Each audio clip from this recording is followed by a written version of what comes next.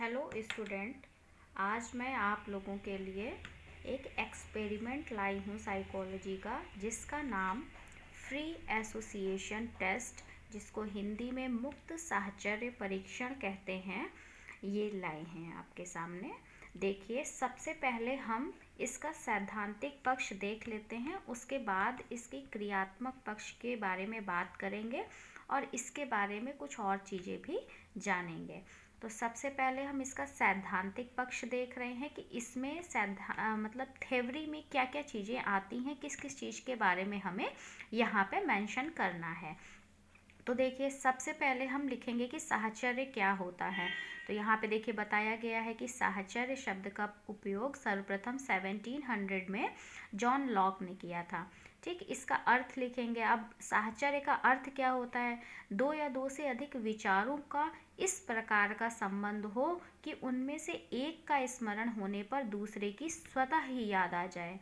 मतलब देखिए, जैसे अगर हम दिन की बात करते हैं तो रात अपने आप मन में आ जाता है, वैसे ही अगर हम क्या करेंगे, जब बेसिक शिक्षा का नाम लेते हैं, देखिए यहाँ पे देखो मेंशन भी है कि अगर बेसिक शिक्षा का नाम लेते हैं तो गांधी जी का नाम अपने आप याद आ जाता है। ठीक, इसी तरह देखिए इसमें दो डेफिनेशंस भी लिखी हुई हैं, एक भाटिया की लिखी हुई है और एक इंग्लिश एंड इंग्लिश के अनुसार लिखी हुई है। तो आप लोग इसको भी अपने थ्योरी पोर्शन में इंक्लूड करेंगे।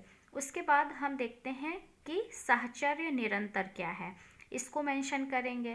ठीक, इसको भी लिख लेंगे आप कि साहचर्य निरंतर क्या होता है। फिर उसके बाद नियंत्रित साहचर्य क्या होता है, इसके बारे में लिखेंगे, नियंत्रित साहचर्य क्या होता है।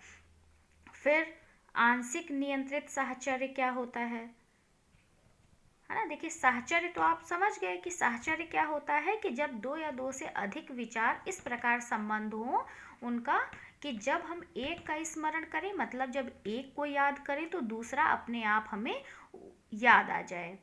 ठीक है, उसके बाद देखिए आंशिक नियंत्रित साहचर्य है। इसके बाद देखते हैं फिर है पूर्ण नियंत्रित साहचर्य। इसके बाद है पूर्ण नियंत्रित साहचर्य। ठीक, फिर देखिए अब स्वतंत्र साहचर्य है, जिसके बारे में आप पढ़ रहे हैं, मुक्त साहचर्य परीक्षण जो, उसके बारे में बताया गया है।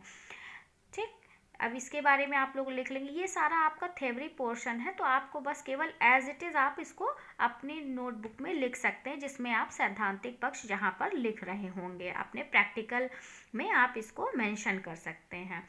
फिर देखिए साहचर्य के नियमों का वर्गीकरण दो भागों में किया गया है, जिसमें प्रमुख नियम के अंतर्गत 3 नियम बताए गए हैं: समानता का नियम, समीपता का नियम और विषमता का नियम। ठीक है, अब देखिए समानता का नियम क्या कहता है। समानता का नियम मतलब एक किसी वस्तु को देखने पर उस जैसी ही दूसरी वस्तु का याद आ जाना, जैसे किसी व्यक्ति के व्यक्तित्व के गुण दूसरे में होने पर पहले वाले की याद आना। ठीक, तो वो क्या है, समानता दिखा रहा है। समीपता, जैसा साथ साथ होने वाले अनुभव में परंपरा साहचर्य हो जाता है, मतलब जब एक ही प्रकार का, देखो इसमें ये जो है समीपता का नियम, ये भी दो प्रकार का है।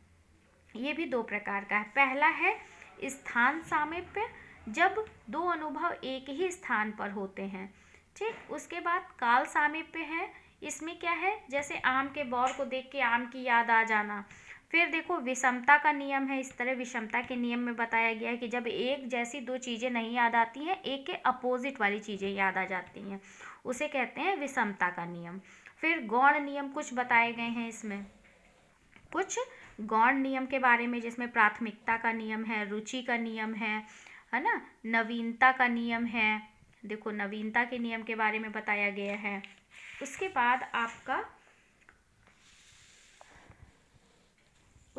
है आपका आवृत्ति का नियम। है। फिर स्पष्टता का नियम है, फिर मनोभाव का नियम है। ये सारे जो हैं आपके गौण नियम हैं, इनके बारे में आपको जानना है, पढ़ना है, समझना है। तो आप क्या करेंगे, इसको अपने कॉपी पे जो साइकोलॉजी प्रैक्टिकल वाला होगा उसमें सैद्धांतिक पक्ष में इन सबको मेंशन करेंगे। फिर अब देखिए साहचर्य काल का निर्धारण कैसे किया जाता है, इसमें क्या क्या चीज़ें आती हैं। इसमें देखिए उद्दीपक का स्वरूप आएगा, साहचर्य का स्वरूप आएगा, अभ्यास और आयु आएगी, मानसिक तत्परता, आंतरिक ध्यान भंग, अनुक्रिया शब्द का ना मिलना, है ना, अनुक्रिया शब्द का ना मिलना। अब देखो सबसे ज़्यादा इम्पॉर्टेंट है आपका ये कि साहचर्य प्रयोगों का शैक्षिक महत्व क्या है, क्योंकि अगर हम कोई भी प्रयोग करने जा रहे हैं तो उसका शिक्षा में महत्व ही हमें दिखाना है। तो देखिए सबसे पहली बात कि संवेदात्मक उद्वेगों का पता लगाने में साहचर्य का प्रयोग किया जाता है, भावना ग्रंथियों का पता लगाया जाता है। युंग ने 1919 में यह बताया कि जिस उत्तेजक शब्द की प्रतिक्रिया नहीं होती है वह एक ग्रंथि के बारे में संकेत करती है। साहचर्य के प्रयोग द्वारा रोगियों की छिपी हुई ग्रंथि का पता लगाया जाता है, क्योंकि मुक्त साहचर्य में व्यक्ति अनायास ही अचेतन बातों को बता देता है। ठीक है, इसके बाद देखो इसी तरह है आपका चौथा क्या कह रहा है कि साहचर्य के द्वारा अपराधी व्यक्तियों का पता लगाया जा सकता है। ठीक, उसके बाद है कि इसमें अगर हम क्या करते हैं, पुरुष लिंग बनाम स्त्री लिंग के लिए क्या मॉलर सामान्य तथा असामान्यता को भी जान सकते हैं। देखिए इसमें क्या क्या चीज़ें हैं। एक तो सबसे बड़ी बात कि हम किसी की भावना ग्रंथि का पता लगा सकते हैं, अपराधी बालक का पता लगा सकते हैं, और किसी भी व्यक्ति के व्यक्तित्व में अगर कोई चीज़ें आ रही हैं तो उसको देखने के लिए, या फिर कोई मानसिक रोग है उसका निदान के लिए हम इस प्रयोग का उपयोग करते हैं। ठीक है, अब देखिए ये हमारा हो गया आपका पूरा सैद्धांतिक पक्ष यहाँ पर कंप्लीट हो गया, जब हमने शैक्षिक महत्व साहचर्य का लिख लिया। अब इसके बाद हमारा आता है क्रियात्मक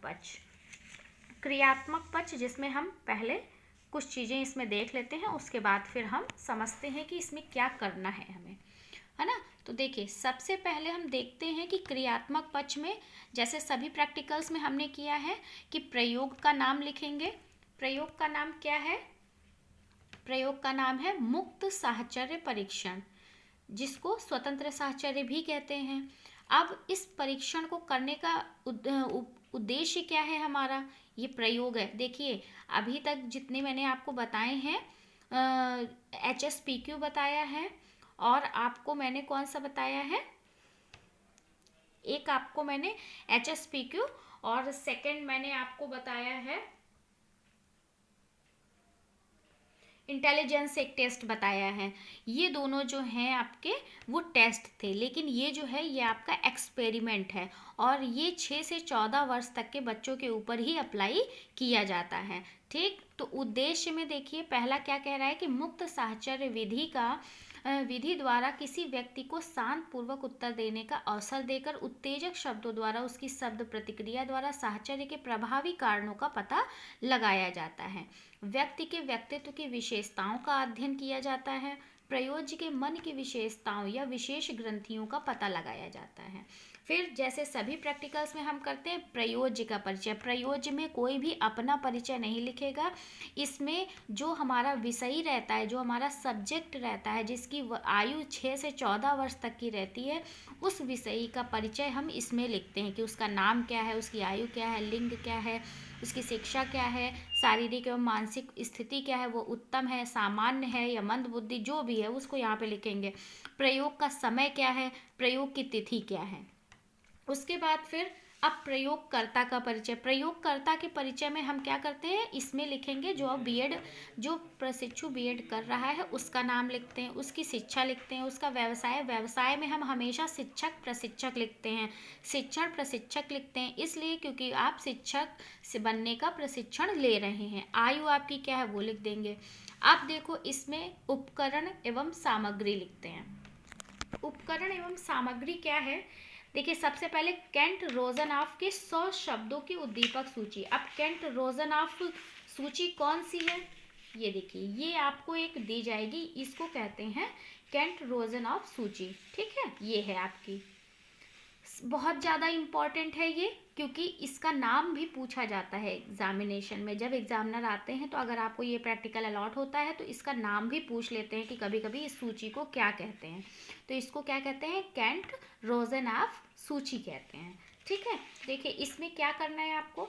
सबसे पहले इसमें विषयी जिसके ऊपर आप इसका प्रयोग करने जा रहे हैं उसका नाम इसमें फिल कराएंगे, उसकी एज क्या है, उसका क्लास क्या है, उस दिन डेट कौन सी है, स्थान समय भरा देंगे। उसके बाद देखिए जो फलांकन तालिका है इसमें 4 फैक्टर्स दिए हुए हैं, 4 नियम दिए हुए हैं। समीपता का नियम, समानता का नियम, विषमता का नियम और व्यक्तिगत नियम। ठीक है, अब इसमें हमें क्या करना है, अब जैसे जैसे हम उसमें विषय के बारे में जानते रहेंगे तो हम क्या करेंगे, पहले उसकी जितनी संख्या आएगी, जो भी वो रिस्पॉन्स करता है, प्रतिक्रिया करता है, उसकी संख्याओं को इसमें लिखते हैं। और हमारा संख्या मतलब हमारे जो नंबर्स हैं, उद्दीपक हैं, स्टिमुलस हैं, वो 100 हैं। देखिए इसमें जो दिए हुए हैं स्टिमुलस वो 100 हैं। ये देखिए इधर देखिए ये पूरा 1 से लेकर के 34 तक यहाँ पे है। उसके बाद फिर ये है पूरा 68 तक। उसके बाद फिर बैक साइड में पूरा 100 तक है ना। तो 100 तक है तो इसमें जितने भी नंबर आएंगे, यहाँ पे जितने आएंगे वही परसेंटेज हो जाएगा, हमारा उतना ही परसेंटेज हो जाएगा।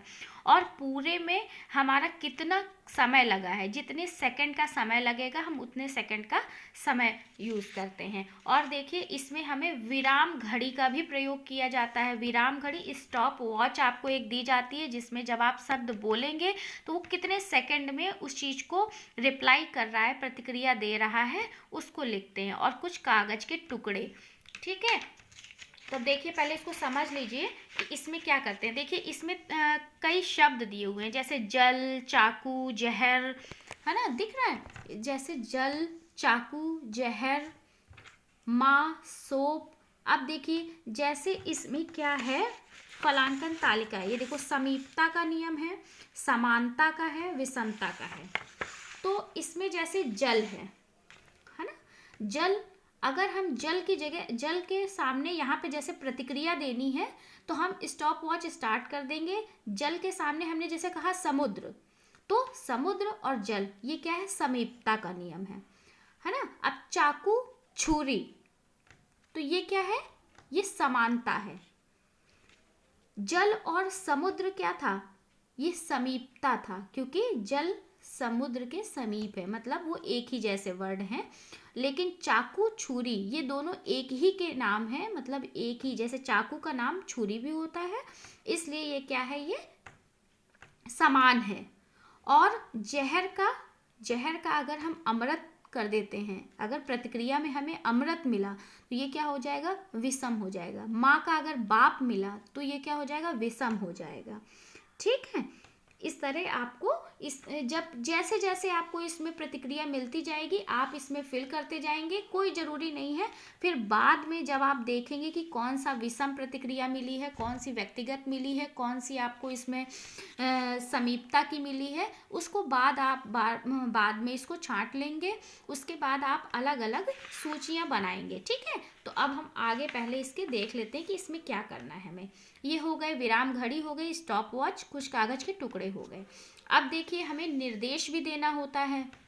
निर्देश में क्या बताएंगे, मैं कुछ शब्द बोलूँगी, आपको प्रत्येक शब्द को सुनकर तत्काल उससे या उसके उत्तर में मन में जो शब्द आता है उसे बोलना है। मतलब तुरंत जो आपने एक शब्द बोला, जैसे ये जो 100 वर्ड हैं इन्हीं में से आपको बोलना है, और उसके बाद जस्ट जो आपके मन में आता है तुरंत आपको प्रतिक्रिया देनी है, वही शब्द आप उसके सामने लिख देंगे। फिर शब्द बोलने में आपको कुछ सोचना नहीं, मतलब कुछ सोचना विचारना नहीं है, जो भी मन में आता है उसको बोल देंगे तुरंत। उसके बाद शब्द बोलने में संकोच का अनुभव ना करें, वह शब्द चाहे जैसा भी हो। आपको किस तरह उत्तर देना है कुछ उदाहरण के माध्यम से बताएंगे। जैसे मैंने बताया कि अगर माँ का बाप लिखेंगे तो वो क्या हो जाएगा, विषमता का नियम होगा। अगर जल का हमने समुद्र लिख दिया तो वो क्या होगा, वो कैसा होगा, हमारा समीपता का होगा। और अगर लेकिन हमने जल का क्या लिख दिया, पानी लिख दिया, तो वो समानता हो जाएगा। फिर इसी प्रकार देखिए, किसी भी प्रकार का तनाव या डर ना रखें, मतलब हमें किसी प्रकार का तनाव नहीं लेना है, हमें उससे फ्रस्ट्रेट नहीं होना है, डरना नहीं है ना, हमें बस केवल रिप्लाई देना है। उसके बाद अब विधि के बारे में बताएंगे कि विधि क्या है इसकी। निर्देश देने के पश्चात प्रयोज्य को अभ्यास कराया गया, मतलब पहले निर्देश देंगे, उसके बाद उसको पहले अभ्यास कराएंगे, उसको प्रैक्टिस कराएंगे, बताएंगे, उसको समझाएंगे, फिर उसको आगे करने के लिए कहेंगे। फिर जब प्रयोज्य समझ गया तो उसे तैयार रहने का संकेत दिया। फिर 5 सेकंड बाद सूची में से पहला शब्द बोला और विराम घड़ी चला दी। अनुक्रिया करने में लगे समय को घड़ी में देखकर नोट कर लिया। फिर देखो आगे क्या कह रहा है, समय प्रयोज्य के चेहरे की अभिव्यक्तियों को भी सूची में निर्धारित खाने में लिख दिया जाता है। मतलब जैसे देखो इसमें एक इसमें खाना बना है प्रतिक्रिया का, उसके बाद प्रतिक्रिया काल, मतलब जो समय आपका स्टॉप वॉच आप चलाएंगे तो जितने सेकंड का समय लगेगा वो भी यहाँ पे लिखेंगे, और अगर उसको ज़्यादा समय लगता है तो क्यों ज़्यादा समय लगा है वो भी रीज़न यहाँ पे लिखेंगे, नियम जो लगेगा वो यहाँ लिखेंगे। ठीक, इसके बाद यदि साहचर्य काल अधिक है तो उसका कारण वही। फिर अगर प्रयोज्य शब्द की अनुक्रिया करने में 30 सेकंड से अधिक समय लगे तो उस शब्द को छोड़कर आगे बढ़ जाना चाहिए, और विवरणों के खाने में कोई उत्तर नहीं लिखेंगे। जिस प्रकार पहला शब्द लिखा उसी प्रकार एक एक करके सभी शब्द बोलेंगे और उनकी अनुक्रियाएं लिखेंगे। बाद में प्रयोज्य के प्रत्येक अनुक्रिया के बारे में संक्षिप्त वाक्य के यह शब्द किस प्रकार याद आया लिखेंगे। ठीक है, कि अगर ये शब्द आया है तो क्यों याद आया है, किस लिए याद आया है। प्रयोग के अंत में अंतर्दर्शन विवरण लिखेंगे। अब प्रयोग जब खत्म हो जाएगा पूरा तब उसके बाद अंतर्दर्शन एक रिपोर्ट बना देते हैं। अब इसमें हमें कुछ सावधानियां भी रखनी है। कैसी, देखो, वातावरण शांत रखा जाएगा, विराम घड़ी को चेक कर लेना है कि वो चल रही है सही से कि नहीं चल रही है, कि केवल हमने चला दिया उसमें सेकंड की जगह मिनट बता रहा है, क्या बता रहा है, वो सारी चीज़ें हमें ध्यान रखना है। कोई शब्द छोड़ना नहीं है, मतलब पूरे 100 वर्ड्स हैं उनमें कोई भी शब्द हमें छोड़ना नहीं है, सारे अटेम्प्ट करने हैं। अनुक्रिया एक ही शब्द में होनी चाहिए, अनुक्रिया हमें एक शब्द में देनी है, ना कि वाक्य में, केवल एक छोटा सा शब्द बताना है, वही हमारी अनुक्रिया होगी। उद्दीपन शब्द स्पष्ट रूप से बोलना है, मतलब जो भी हमारा ये 100 वर्ड्स दिए हैं इसको स्पष्ट रूप से बोलना है, फिर जो रिस्पॉन्स आता है तुरंत लिख देना है।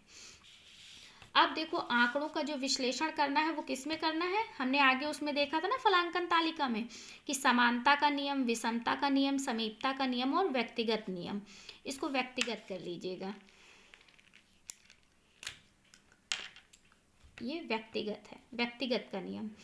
फिर देखिए अब इसमें हमें टेबल बनानी है। टेबल कैसे, जैसे समानता का नियम बना हुआ है ना, पहला जो नियम है समानता का नियम।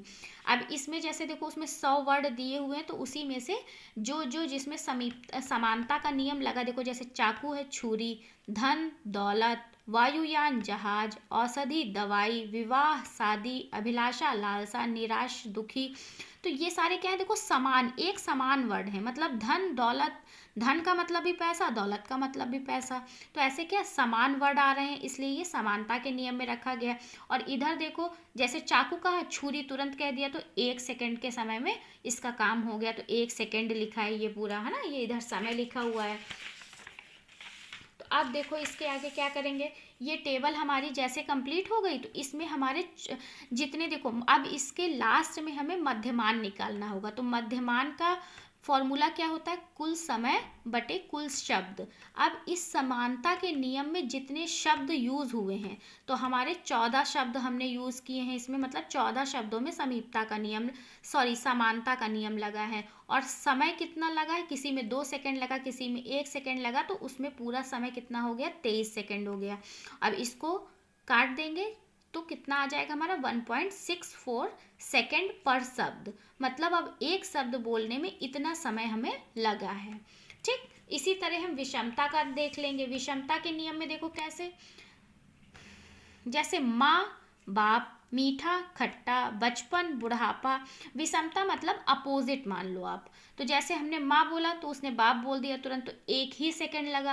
अब इसमें अगर 1 सेकंड से ज़्यादा लगा होगा तो वो भी हम इसमें नोट करेंगे। ठीक, इसी तरह फिर इसमें भी हमें मध्यमान निकालना है, कुल समय बटे कुल शब्द। अब इसमें समय हमें 20 सेकंड का लगा और शब्द हमारे 18 थे, तो 20/18, तो इसमें 1.11 सेकेंड पर शब्द आ जाएगा। इसी तरह फिर समीपता का नियम। अब समीपता के नियम में एक बार वर्ड देख लीजिए आप लोग कैसे आएंगे। जल समुद्र, जहर मृत्यु, सांप जहर, है ना, सांप जहर। तो क्या सांप जहर छोड़ता है, इसलिए देखो ये सब एकदम समीप के शब्द हैं, मिलते जुलते नहीं, केवल समीपता इनसे आ रही है। और इसमें जो समय लगा वो इधर लिख लिया। इसी तरह क्या करेंगे, इसका भी मध्यमान निकाल लेते हैं। इसमें जितना समय लगा पूरा टोटल समय जोड़ लेंगे सारा, और उसके बाद उसके शब्द कितने हैं, जितने शब्द होंगे, इसमें 16 शब्द हैं, 18 सेकेंड लगा था, तो इतना 1.12 सेकेंड पर शब्द आ गया। फिर व्यक्तिगत नियम है, व्यक्तिगत का नियम। इसमें देखो व्यक्तिगत में जैसे पक्षी विहार होता है, घर बार, सुंदर भवन, भूकंप, कांपना। व्यक्तिगत शब्द मतलब अगर पुस्तक कला, जैसे पुस्तक कला होता है तो पुस्तक कला लिखा हुआ, काला चश्मा होता है, अफीम चरस, नग्न आँखें होती हैं, और उसमें जितना समय लगा हुआ है ये हम लिखेंगे। इसमें भी हमें मध्यमान निकालना है, तो इसमें हमारा 1.26 आ गया। ठीक है, इतना करने के बाद देखिए ये 4 टेबल बनेंगी, क्योंकि हमारे 4 फैक्टर्स, इसमें 4 नियम दिए हुए हैं। ये वाला हो जाएगा। फिर इसके बाद देखो सबसे ज़्यादा इम्पॉर्टेंट ये तालिका है, फलांकन तालिका। फलांकन तालिका यही जो हमारे चारों नियम थे, देखो ये, और ये देखो इसमें हमारा आगे ये वाली तालिका दी हुई है, ये फलांकन तालिका। इस वाले में ये जो तालिका दी हुई है इसी को कंप्लीट करना है हमें, यही हमने अंदर बनाई हुई है। तो देखो समीपता का नियम, समानता का नियम, विषमता का नियम, ये। तो अब इसमें देखो जितनी संख्या है, ठीक, उसमें दी है कि कितनी संख्या है, तो अब वही संख्या यहाँ लिखेंगे, और क्योंकि 100 में से है इसलिए प्रतिशत भी उतना ही आएगा। अब समय जितना लगा है, पूरा टोटल जितना समीपता वाले में लगा हुआ है समय, वो यहाँ पे लिखेंगे। इसी तरह इन सब में जितने जितने वर्ड आए थे और उनका जितना टोटल टाइम आया था वो सब ऐसे ही लिख देंगे। फिर अब औसत प्रतिक्रिया काल निकालना है हमको। तो देखो कैसे, मध्यमान निकालेंगे, मतलब कुल शब्दों की संख्या और कुल नियम। तो पूरे शब्द हमारे कितने हैं, 100 शब्द हैं, और 4 प्रतिक्रियाएं हैं। कौन कौन सी, समीपता का नियम, समानता और विषमता, व्यक्तिगतता का।